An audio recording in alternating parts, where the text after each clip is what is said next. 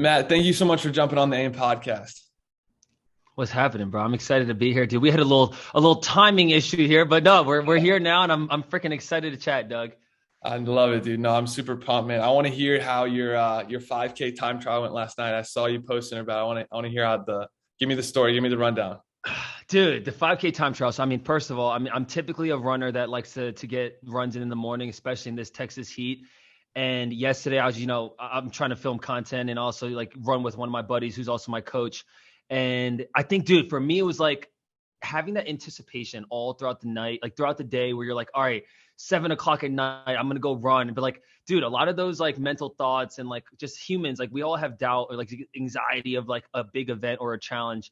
And I felt like that's kind of what it was for me. Even though I hit a PR, I hit an 18:10, which is a minute and 20 seconds faster than what I previously got 30 days ago. It was, dude, it's uncomfortable running a 5K. I don't think people can actually grasp that like concept. Like, even though it's only 3.1 miles, like you're pretty much running at it, fully anaerobically, like very little oxygen to your system. So compared to a marathon, dude, it's a different challenge. It's obviously a lot shorter, but it provides a different stimulus to the system.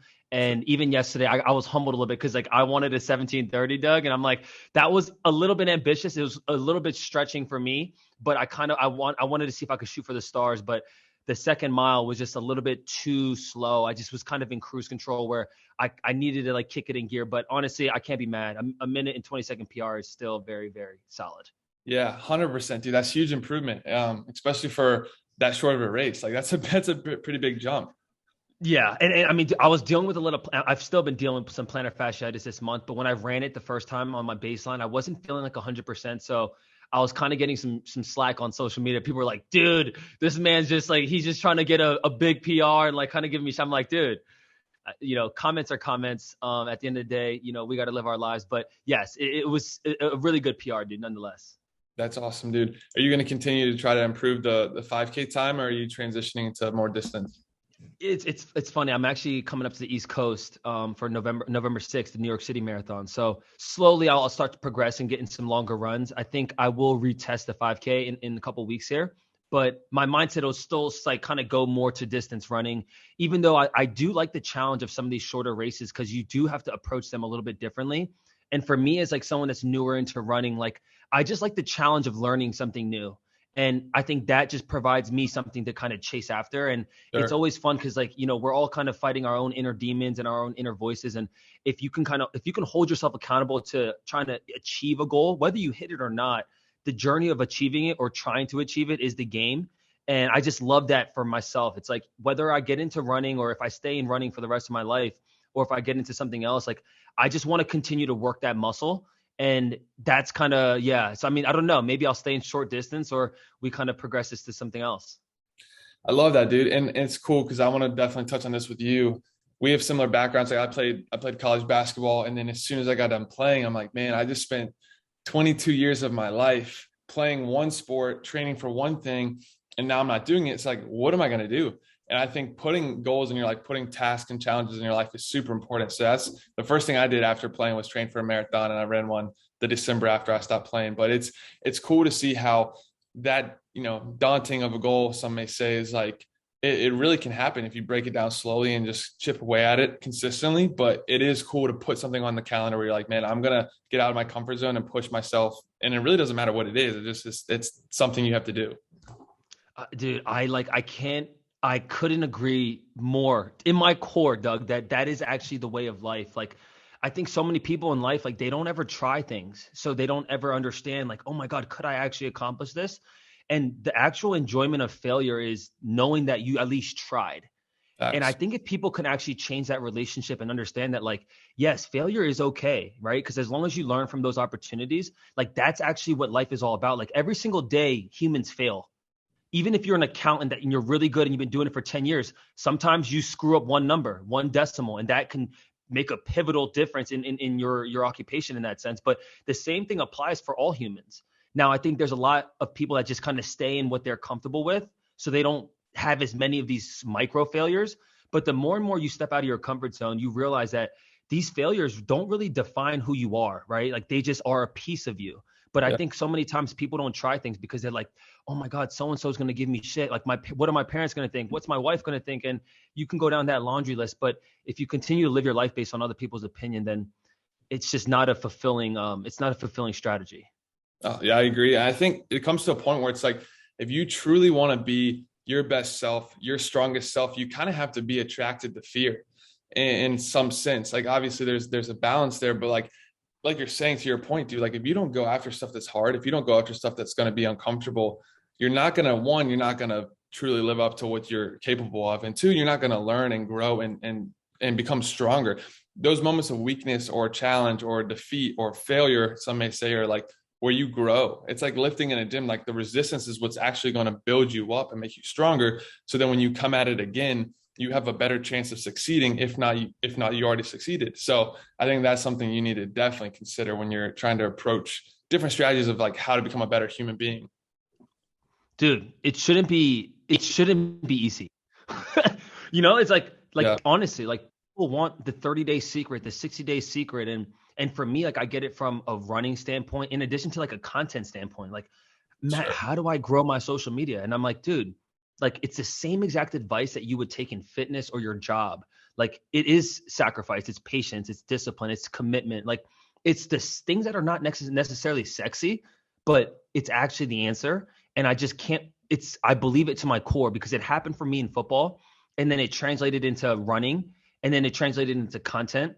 And now it's like, that's how I see the world. Like, it's like, if you want to tackle something new, if you want to step out of your comfort zone, like all it takes is a form of education and then some strategizing and then just doing. Like, you have to start to do it and fail and then succeed. And like in that journey, in that process, like you're going to get better. You might not be good enough to run the Olympics. That's okay. But you can get and definitely improve. And I think that's where most people like understand what your goal is anyways, right? Like, if your goal is to try to compete for the Olympics, like ask yourself if that is actually realistic or not. But if it's not, then that's okay. But still challenge yourself. Like completing a marathon is something that 1% of the world ever does, right? And it's like the people that complete it, they're not necessarily Olympians, they're not professionals, but some of them are just average Joes that are just, savages mentally and they're trying to step out of their comfort. So I think anyone in life, like you should find something that is pushing you into that fear, into that sphere, into that uncomfortability, because that is actually where the growth happens. Yeah, no doubt. And it's cool to see you take on this approach, this lifestyle, however you want to describe it, of just like seeking excellence, extremely ambitious, going after these goals, growing in every facet of your life. You do it with a very high level of positive energy. And that's what I'd really love to dive into this episode, because I think you do it better, as good, if not better than anyone else that I know. You bring this positive air about you that I think is contagious. I think people get attracted to it, but I think it also allows you to elevate everything you do. So I want to dive into that, man. Is that how do you go about staying so positive and bringing so much energy to pretty much everything you do? I seriously appreciate that, especially knowing how many quality individuals that Doug knows in his network. That honestly, dude, I'm humbled that you say that. I think there's a couple things there, Doug. The first thing that I would say is that it starts with the inner. Like you need to love yourself enough to then give that love back, right? It's like that same saying of like, if you don't love yourself, then how can you love someone else, right? And like I think that is definitely the core of it all. Ever since I was young, dude, like my mom put a shit ton of stuff, self-esteem in my mind. And even though I got raised by a single mom, I didn't always have a dad in my life and or father figure, but my brother, who was older, kind of played that role. And in addition to some of the coaches that I was around, but I think that was kind of the first step, was to understand like, damn, you have to actually love yourself before you can spread that energy to anyone else. And then the past couple years, dude, I've kind of like reinvented my mindset and almost like reinvented myself in a sense. And not that I was still positive when I played college football and those things, but I definitely felt like over the past couple years, I've been more in control. Mm, And I think when I was in college, like I was very positive, but there was things based on the circumstance that I was in, whether it was my coaching staff, whether it was, not feeling I was getting valued in my own team in that sense. I think there was some negative energy that was happening even in our internal locker room, right? And I'm a firm believer that once you change your environment, once you change the people and the things that you listen to, that it can then be the first step, right? Like if you don't love yourself right now, then okay, like how do we actually peel back that onion? Well, you need to start to audit like who you're listening to and who you're hanging out with. And once you start to like realize like, damn, who is a cynicist? Like who sees the world in only a negative way? Like if you start to eliminate these people out of your life, and maybe not completely, but just spending less time with negative people, you start to realize like, oh shoot, if I actually surround myself or listen to people that have a different point of view, that this might be contagious. And that's kind of what I did in the past 4 years of like, dude, consuming as much positivity as I can. And Mm. whether it comes from a form of a podcast, a book, my parents or family, I think that was like the biggest initial step. And then, dude, for me, Doug, it's like, I don't necessarily think that like, because I have like a following now, or because like I'm like slowly growing my audience in that sense, that I'm like better or bigger than anyone else. Like I'm just another human. And I want people to actually understand that, like, don't let follower count or don't let these vanity metrics like make you think that a human is going to be a certain type of way.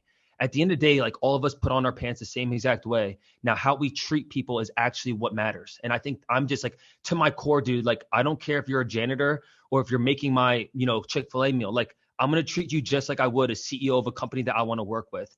And I think that ability to actually treat people with that level of respect, it's definitely something that I've learned kind of like through my life growing up. But dude, Doug, my first corporate job I ever worked, because before I got into entrepreneurship or personal training, I worked at this job called Stericycle. And I had a position, it was a manager in training, where basically, dude, they would throw us into every single thing, like literally the blue collar work of drivers, operations, sales, kind of to give us the whole gamut. Long story short, dude, I would literally be working in a warehouse, like removing medical waste for a couple weeks. And then, dude, 2 weeks later, I would be in Chicago with all the C-suite and regional VPs and all that stuff, right? So in those moments, dude, I've really learned like what it is like to treat someone like literally with the same level of respect, the lowest man on the totem pole, all the way to the highest big dog, in the C-suite, right? And like the ability to actually treat those people with the same level of respect is something that it's one of my core values, in addition to just something I try to implement every day. So I know I kind of went long-winded there, but like those are some of the things that have helped me to continue to spread that energy, because it's so easy to just kind of make a video on social and then just post that, but then not to actually live that in real life. And I think the biggest compliment that people tell me is like, yo, like how you are in your stories is how that interaction was in real life. And like, to me, that's everything. Cause like sometimes social media is such a facade. And even for me, I post what I want to post, but being able to actually be that authentic human on the back end, it makes it so much easier, because when I get hate, when I get love, it's just, I don't let it interfere my own framework. That's so good, dude. I love that. And I completely agree. Do you think you have like a motivating factor that has pushed you to take what you learned, from your family and coaches growing up, and you talk about self-love and all these great things, but is there some sort of intrinsic motivating factor for you to now leverage your platform to push this positive energy onto others? Is there something that's driving you there? I mean, it's 1000%, dude. Like for me, and Jay Shetty said, I love when he says this, dude. Like his purpose is like to make wisdom go viral. And Mm. like for me, dude, it's kind of like similar. It's like I want to make discipline and positivity like go viral. Like I want people to understand that like that's actually the ROI of being positive and being disciplined to yourself is actually the game of like finding your happiness or whatever your definition of success is. And for me, like if I can make one person feel that, whether it's through a video or just through a human interaction, like to me, that's the game. Like, I mean, Doug, I've loved my journey of this whole like entrepreneurship, this content creating journey. Cause bro, when I was living at home at 25 years old, I was just as hungry as I am right now sitting in Austin, Texas. And I have a way better idea of what I'm aiming at right now. But even back then, I enjoy just like the chase of it all, And like I think that having that same fire, regardless of the follower count, regardless of how much money's in the bank account, like those things they haven't changed me. And that's what I'm actually the most proud about, is that I'm just trying to be as authentic as I can. And hopefully one person on the other side of that screen or the other side of this of an interaction can feel that, to then understand that if they do the same, that they will actually feel good inside. Yeah, that's true. It's so good. And I think that's where a lot of people, especially on the outside looking in, you're like, man, like he's going to be different, or, it's the success changes people. And I think it does sometimes, but to see the way you've handled it, bro, it's just so inspiring. And I think that's why it's so cool to have this conversation, because you can legitimately and genuinely talk about the impact of being positive, because you've done it consistently throughout your entire, process and journey. What did that process look like from going from that corporate job to where you are now, and kind of how was that transition to making that switch to social media full time? Yeah, I mean, dude, it's definitely not something that happens overnight, right? And I think that's something that it's so easy to like look at someone's like success and be like, "Oh my God, how did they get there so quick?" And dude, it wasn't quick. Like, I mean, Doug, when I first left corporate America, like I got into personal training, and that was my full-time job, and then my side hustle was content creating. And When was part of it? that was just, what was that? When was this? Like, when did this This was in 2019. Okay. So like 3 years ago, right? So this is like 6 to 8 months before COVID. Wow. So as I got into personal training, like that was kind of my main gig. I'm like, dude, in my mind, I was consuming so much Gary Vee. So a lot of what I was doing was like, I'm a media company first and then a personal trainer, right? And I knew that I had to create content on the platforms that had the most attention. And at the time, it was Instagram and TikTok, but I wasn't listening to Gary like most people at first. I didn't post on TikTok. I waited for like 4 months, and I'm like, damn, why is Instagram so hard to grow? And then I realized, I'm like, shit, there's so many users now. And then I started making TikToks. And then that's kind of where I was like, damn, okay, I started to see some traction, because at that point in 2019, Doug, like no one really was on it. It was really just a lot of kids dancing in the younger demographics. But like when I got into personal training, like my mindset was like, I want to surround myself with really smart people. So I started to get a job just so I can work. And I worked at Orange Theory group training. And what that allowed me to do was to still have time to go create content and then go collab with people that were smarter than me. So because I was living at home at the time, like my overhead expenses were very, very low. So that's something, maybe a tip for someone listening to this. Like if you do have like an entrepreneur spirit, like understand that you need to have the humility to maybe say like, damn, I can't afford this rent. I can't afford this rent to continue my quote unquote dream job, because it's not feasible. So, what do? You either move in with some friends, you move in with family, you move in back into your parents' house, which, these are things that when you're 25 aren't necessarily like the progression of, a growth in that sense. Right. So at first, dude, it sucked moving back home. You're kidding me? Like, dude, that sucked. Like, but it was super humbling. Right. And my mom was super cool about like, hey, she understood that like, she always saw the drive I had, even as a high school kid. Like my goal was like to go earn a college scholarship, because I knew my parents weren't going to be able to pay for school. And once I earned that scholarship, my mom was like, oh shit, like Matt's actually serious about the things that he says that he wants to accomplish. So even when I told her, I'm like, mom, like, I'm trying to I want to, like, Doug, I never had a dream of being a content creator. Yeah. Like that was never even like a thought in my mind, but I kind of stumbled upon it just along this journey of like, just understanding where the attention is. So to answer your question, like it was definitely not a fast process. I think that the first 2 years, dude, not many people were watching my shit. And then I think year 3, the one video that really kind of like took a hit on Instagram was when Complex reposted my first Philadelphia marathon, where I did all the time splits. And now like, that's like the new thing where everyone's just like, they say their mile split, which is awesome. But that video was like the first one where I'm like, oh shoot, like now there's like eyes of all kinds of people all over the world that are watching my stuff. But dude, getting from 2,000 followers to 10,000 was so much more challenging than going from the 10 to the 100. And like, it's kind of when someone says like, dude, making your first 10,000 a month is like so daunting. But once you get there, it's so much easier to scale that process. Yep. And I think that's kind of been my journey, Doug, where it's like, dude, it hasn't always been easy or just kind of like a quick fix or a quick fucking win. It's been just literally the same exact way I treat running, and my growth in running are the same exact principles I treat for content and business and entrepreneurship. That's good, dude. Has your content shifted or changed at all since where you started to where it is now? 1,000%. I mean, Doug, if you saw content 2 years ago, you'd be like, this guy's not even a runner. I was making only football content because like I was just leaving my job and football was what I knew. I mean, I played football for 10 years of my life, and it was my identity. And the first thing I did when I was out of that job was I hit up guys that I knew that were like, fringe NFL guys that were like bouncing from CFL teams, from arena teams. And I was like, yo, let's get workouts in for free. but let's create content. And that was kind of the start. And then from there, I started to just get high school kids, like local kids, middle school kids. And that's kind of how I grew my business. But Doug, quickly I realized when you train athletes, especially at that age, first of all, parents don't have that much money to pay you. Secondly, it's a seasonal job. Like, dude, these kids got to go to their sport in a couple months. So you have them for the summer, but then what happens to your business? And I'm like, damn, I can't just rely on quote unquote athletes because it's a very seasonal niche. So then I realized that. And then I got the Orange Theory group training job, which was just consistent money, but it allowed me some flexibility to do other things. That's awesome, dude. I love that. So what exactly does your week look like now, the where you are now as like a full-time content creator? You're training for, running and everything, but I'm specifically curious about the content side. How much time do you put into like planning stuff out? Is there like scheduled times for just filming, shooting, and editing? Like, how does your system work? Yeah, I mean, it's a great question. I think, previously it's been very ad lib. Like, I'm like, all right, well, I'm going to do a lot of content based around the engagement I'm getting with my comments or with my community, right? But early on, it was more just like, dude, throwing pasta on the wall.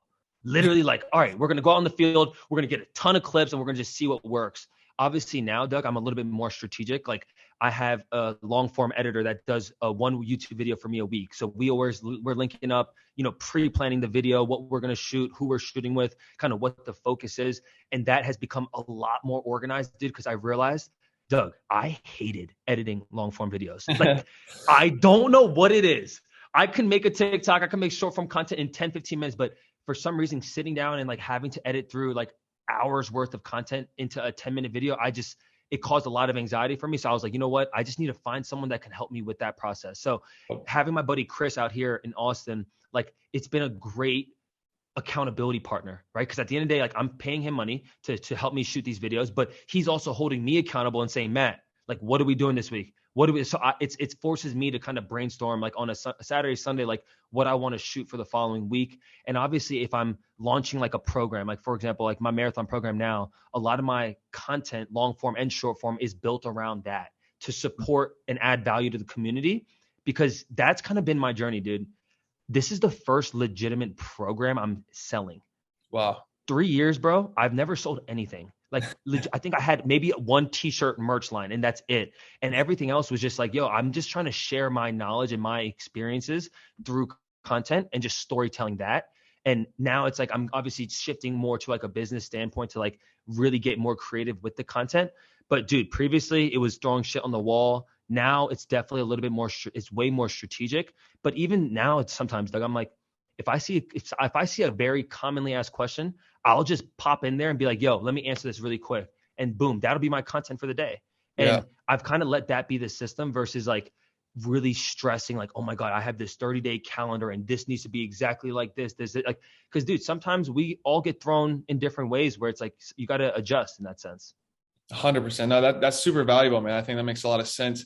In terms of the element of your business where you're working with brands, the brand partnerships and the brand relationships, how have you navigated those waters and what does that process look for you?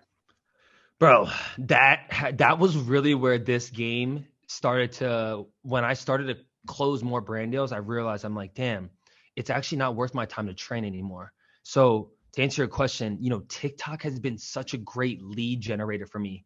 And because every single brand, dude, they don't understand how to market on TikTok. So what do? They search through different creators or people that are very similar to what their brand message is, right? Or someone that can at least convey the brand message.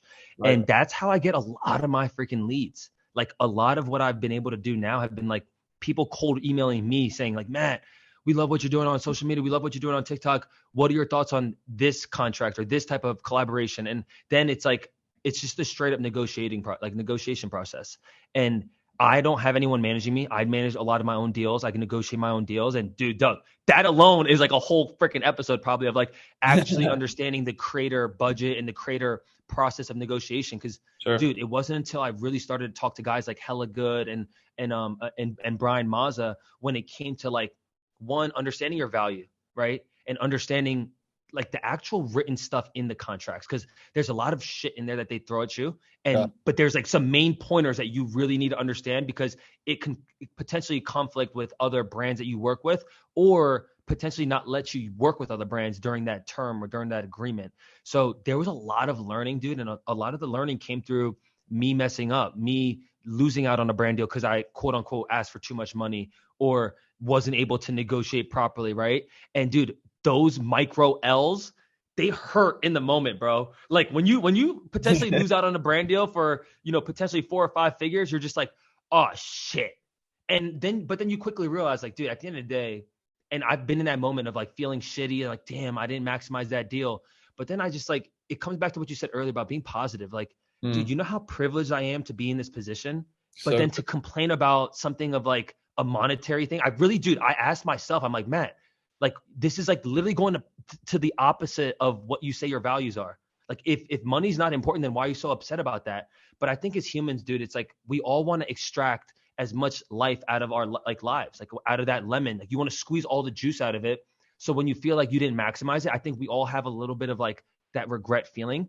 But I quickly, like in my own mind, Doug, I'm like, dude, like really ask yourself, like you're in a great fucking position. So don't let a little bit of a dollar sign like change that framework. And I think, dude, those are like struggles that creators go through because at the end of the day, a lot of people want this to be their full-time job, but they don't really realize like the backlash and like some of the heartaches that come with this because if you fuck up, it's on you. I love that aspect about it though, because if you win, it's on you. If you fuck up, it's on you. And like that journey of taking full accountability and full responsibility of your own life is actually the game. Because, dude, so many people just sit here and point the finger as to why they didn't get promoted or why they didn't do this or why they didn't do that. Where I think when you actually take accountability for your wins and losses, it it gets much easier to remain positive. 1000%, dude. And I've created content on this topic of just like energy creating opportunity. I know other people have definitely spoken on this, but it's so true. Like people will talk about like, man, I'm not doing what I want to do right now. I feel like I have no opportunities. I don't have connections. I don't have the resources. I'm like, dude, you just need to have the energy. That's all you need. Like if you consistently have the energy, the opportunities will come. Like that's the process. That's the way it works. Like don't sit here and tell me you don't have XYZ and you want XYZ, but you're not willing to work for it. You're not willing to wake up and exude positive energy or go out of your way to help someone else. When you start doing that over time, I promise you it comes around, like it does. And I can't tell you when or how or what exactly it's going to look like, but you just have to be ready and you have to be just on that same level. Like you just got to be on. When opportunity meets preparation, that's really what luck is. Yeah. And I think, dude, you just hit the nail on the head there. Like people want everything. So, dude, people will give you 100 reasons why it won't work when realistically you just need one reason, one way that it will work. And it's Mm, the same thing with Einstein, right? Like before the light bulb, or Thomas Edison, whoever made the light bulb, like, dude, he failed 1,000 times and then it worked once and now it revolutionized the game. So I think for people, it's shifting your mindset, right? Like it's so easy to just list out all the reasons, all the negatives, all that shit. Because as humans, we kind of are live by fear. We live by, oh my God, like someone's gonna take my job, someone's gonna do this, someone's gonna do that. Where if you actually just look at it and it just needs to work out for one way. And sometimes it's hard to see that. But like being optimistic and being positive in that sense to manifest those things into fruition, bro, I couldn't believe it more to my core. Like that's been so much of my journey. Like people ask me all the time, like, dude, like what's your 5 year goal or 10 year goal? I'm like, dude, I really don't have one. Like I'm in this forever. Like yeah. there's no exit strategy. Like when you're building personal brand, I'm building brand till I die. Like on some real shit. Like I'm not building this to then sell it to someone. Like Yeah. who wants to buy Matt Choi's thing? Like it's my brand, right? So like I think so many times in the startup land and in entrepreneurs now, everyone's looking for the quick flip. Like how do I turn this into a $5 million evaluation? And what it does, it leads to short term one instant gratification, but it leads to short term mistakes, I think. And I think anything I do, bro, it's always long term. And Mm, that's why I love running because it's helped me practice patience and build a better relationship with understanding delayed gratification. Because mm. dog, there's nothing you cannot train for an ultra marathon in one day. It's just not feasible. If you do that and you successfully achieve it, call me because I wanna have a chat about it. But it's very rare to just say I'm gonna go run a 100 miler and do it tomorrow. Very few people can do that. It's the work, it's the sacrifice, it's the commitment, all the soft skills. Yeah, no, that's good. Let's dive into that because that was, one of the questions I want to talk to you about was how have you seen having this positive mindset, this energy that you're putting out affect and directly impact the other areas of your life outside of your mind, training, relationship, business? You've kind of touched on it, but I'd love to go a little deeper there as well. Yeah, I mean, it's bro, it's impacted everything. Like it's how I actually like it's how I approach everything that I do. It's always thinking patience, long term, whether it's investing into stocks, crypto, real estate, whatever it is, like it's always 10-year, 20, 30, 40 years where you're planning so far ahead. Yeah. And part of that is like, dude, when you're in your 20s, it's hard to be patient. Bro, I Yeah. wanted to grow so freaking bad on Instagram, bro. Like, and dude, everyone does. You want to prove your worth. You want the blue check mark. You want tens of thousands of followers. Like, all of us have that feeling. And I'd be lying to you if I say I didn't. But when I quickly unattached myself to these quote unquote vanity metrics, I realized that like even the people on the other side of it, they're like they don't have everything that you think that they do. Sure. Right. And like perception is not always reality. And like, even though you see like, oh my God, someone has X amount of followers, they must be crushing life. They must be crushing their game, their business, whatever. That's not always true. So I think everyone needs to understand, like, play your game.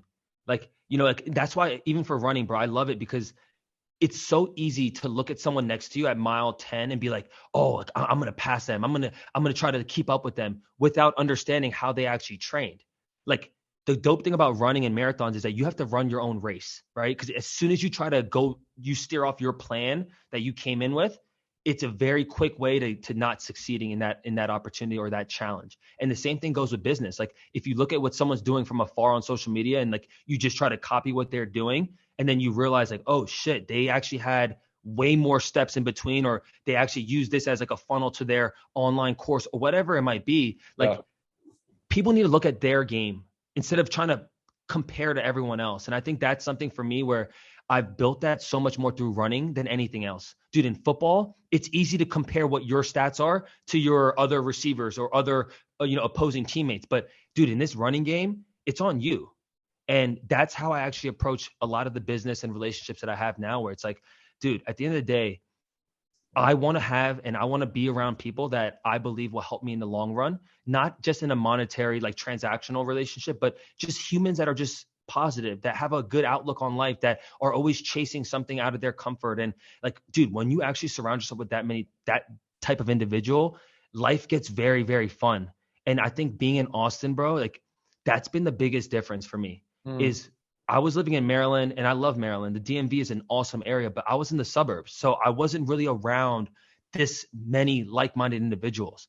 In Austin, dude, you've been here. Like it's almost every corner you feel that energy. I love And it's Austin. fucking contagious. More and more that you can surround yourself with those individuals, you'll quickly see the ROI, not only in your life, but like opportunities will present themselves.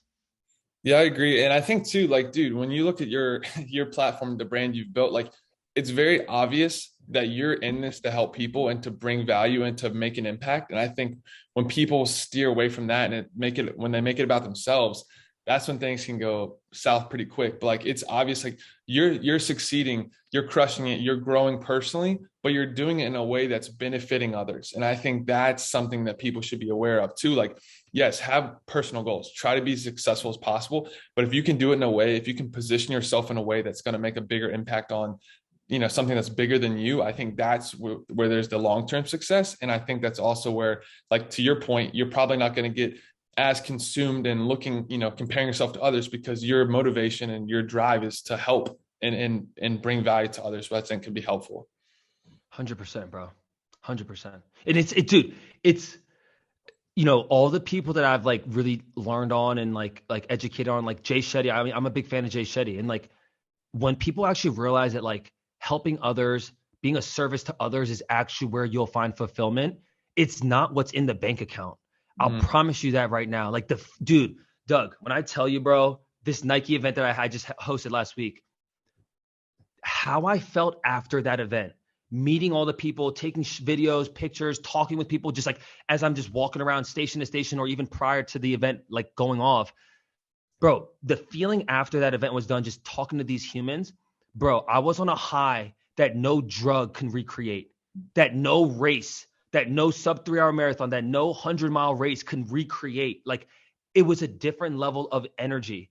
And that is something that I want every human to understand and feel. Like there's nothing that I've accomplished that I think can even match that shit, which is wild for me to even say, because I've done some awesome shit. I've met some awesome people, but dude, being of service to other people and understanding that like one small interaction can change how someone sees the world Hmm. is so fulfilling, bro. And there's not many things that can recreate that feeling. And I wish and I hope that more people, if you're listening to this, even just spreading it to one human is a Yeah. beautiful thing. And if you can do that to the person that's making your coffee or that makes your Chipotle burrito, like you'd be shocked at what type of positive ROI that will have on their life and yours.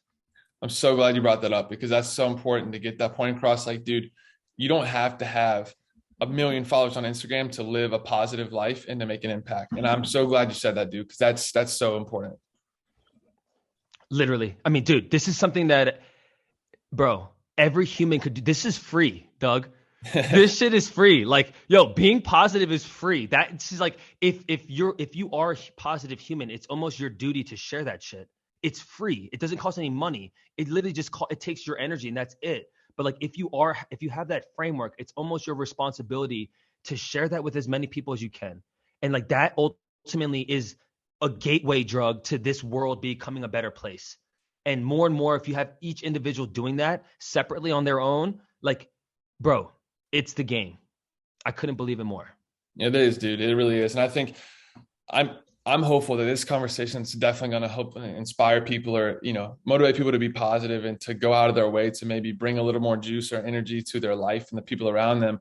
But I do think it's in our best interest to cover, like, as human beings, there are going to be days where you just don't feel like it. Like there's Of going to be course. days where you wake up, you're like, man, I don't have it today. Like, how have you been able to navigate those days? And do you have any kind of best practices or things that you've done to kind of get through those times? Dude, 1000%. Like that shit happens more often than people even realize. Yeah. I think there's a couple things that I do, and a lot of this has to do with gratitude and like actually staying grounded into like seeing how good you have it. Mm, That aspect, dude, is actually the game. If you actually understand that there's 2 million people in the world that don't have water, that don't have clean drinking water, and you're upset because you just got fired, or even though that sucks, or you just got out of a relationship that you've been in for years, that sucks. If you just like completely let yourself go and gain 50 pounds, that sucks. But if you realize that if you have clean drinking water in your access, if you have food in your kitchen, like the smallest things that you can find appreciation for, start to do that on your shittiest days.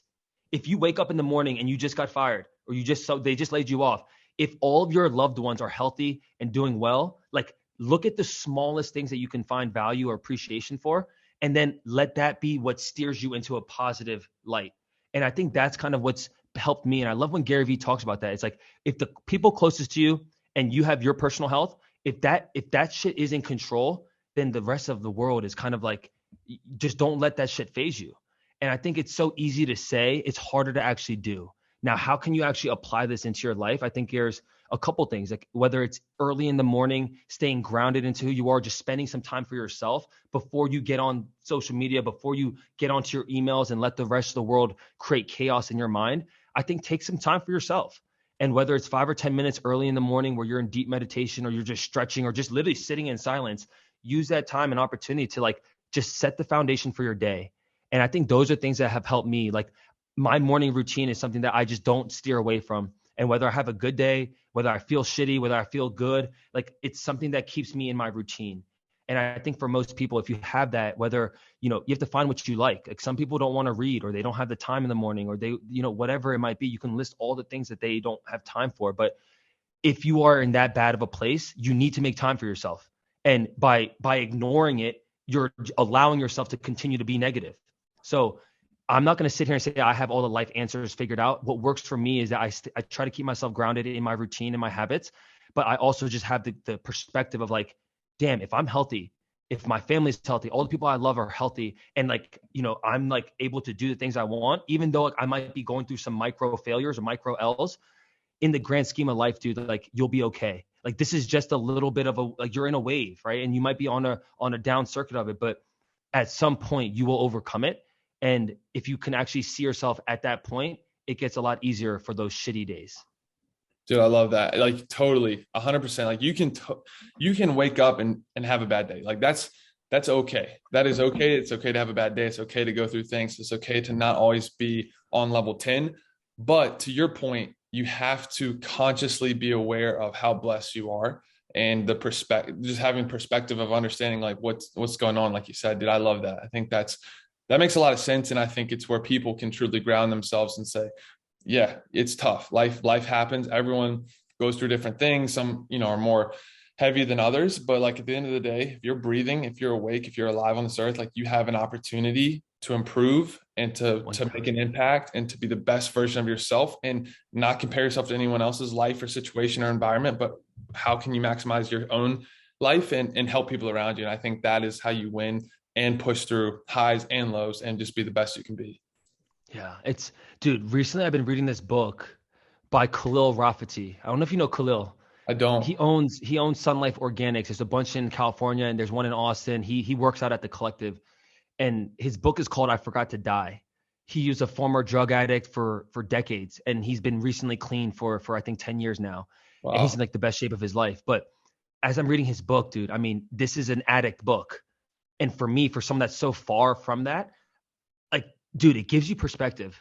Like, all of us have trauma. Every human has some form of trauma, some way more than others, right? Like, a trauma could be not having your dad in your life, or not having any parents in your life, or being, sexually assaulted, or being addicted to drugs, or whatever. When you start to realize how bad some people actually have had it, and then you look back at what you've been through, and not to like negate what trauma you've been through, but it opens up your mind of like, damn, some people have overcome way worse. And Facts. I think as humans, if you start to learn and just educate yourself on other people and their stories and how they've overcome it, dude, there's a reason books are so popular. It's someone's stories, it's their life experiences, sometimes 5, 10, 15, 20 years of their life into a book of 200 to 400 pages. Now, if you actually dissect a couple pieces, a couple slivers of value from those books, you can actually start to form and recreate your own perspective. And even in this book, bro, I'm like, damn, I thought that, not having a father figure in my life, or having, some things that I didn't always get as a kid because I had a single mom, I was like, damn, I had it bad. But when you actually look at it, there are so many people that have it worse. And I Mhm. know that this is not a comparison game, but understanding and having that perspective and gratitude for what you have is actually the game of staying positive. Bro, it's so easy to find all the shitty things that's happening in your life. All you need to do is focus on a one or two really, really positive ones, and that let that be the drug that overcomes the negative shit. So And good. that is something I'll just leave people with, like, dude, educate yourself on other people's stories, and you'll quickly realize that you've had it pretty good. That's amazing. And that honestly, like we chatted about this before we started recording, but like this is one of the most valuable, selfishly things that I enjoy about this podcast is getting to have all these incredible conversations with our guests, like with you and all these amazing people. It's like I learned so much, and hopefully the people listening to this can take so much from these conversations and apply it and learn and educate, like you're saying. That's so good, bro. And listen, I can't thank you enough for coming on the show and being a part of this. This has been a really, really good episode. And I think, you're doing amazing things, and it's just so cool to see that. And I would love to just continue to support you in any way possible, because you're doing it for the right reasons, dude. Dude, I appreciate you, bro. I've been literally, I've been meaning to like get connected with you because Emily Eckstein from Playbook as Yeah. well. Yep. Yeah, she was like, "Yo, you and Doug need to get connected. Like, whether it's a pod or just kind of just chilling, whatever." I was like, Emily, it's gonna happen at some point. We're gonna manifest that to happen. But dude, I appreciate you, and thank you so much for having me as a guest. And I love all the stuff you're doing, bro. Like, it's amazing to just see other people, and obviously when you have like-minded individuals, like, bro, this stuff is so fun for me. It's contagious, and the energy is always on point. So I appreciate you having me as a guest, bro. Let's go, man. As we wrap this thing up, any big goals coming up? I know you touched on your program you're going to be releasing. Anything you want to shed some light to that you're excited about? Yeah, I mean, I like Doug said, I have a marathon and a half marathon program getting launched on October 24th, but even more so, dude, I got an opportunity to run into New York City on November 6th. So I'm really looking forward to that. I know there's so many people, dude, so many people are like, yo, I'm going to be at that race. So I'm really Oh, looking forward to just meeting a ton of people, just saying hello and just kind of vibing out in New York. I'm a New Jersey, New York guy, so I'm really excited to come back home. But other than that, yeah, I mean, there's some challenges and goals for the rest of the year, but the New York City is like kind of like my last marathon for the year, probably. Let's go, bro. You're going to crush it, man. I'm excited for you. Thank you again for coming on the podcast, man. This has been an incredible episode. Dude, hell yeah. Thank you for having me as a guest, and take care, everyone. Peace out. Let's go.